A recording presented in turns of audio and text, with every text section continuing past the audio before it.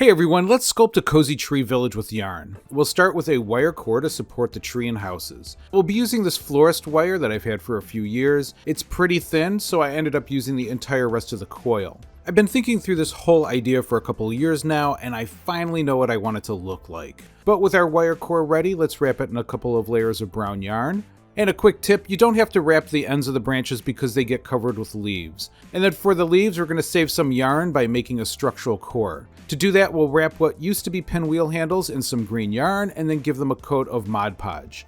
And while those dry, we can add the grass to the base. A little 80 grit sandpaper will roughen the surface, and then we'll glue down the start of the yarn and let that dry. I'm starting off center because I think it looks a little more interesting. Now that does mean that we're going to have to finagle the rest of the spiral, but it's totally worth it. And then once that's dry, we can glue down our tree trunk. And back to the leaves, we'll take our yarn tubes off of our plastic tubes, and then we'll break those apart just a little bit to make them more flexible. And then we'll glue those into mounds that will fit around the different tree branch ends. You'll see that later. And then we'll wrap those with more green yarn. And while that dries, let's grab out our polymer clay and make some tiny houses. I measured the basic house size so we can make houses that are generally that size, so some bigger, some smaller. Just make as many houses as you want. Now I want to fill the entire tree, so I made about 14 of them. And then once they're painted, we can glue them in place with a little more brown paint, and I can show you the finished piece while you like and subscribe. But always remember, your art is enough, and you are creative.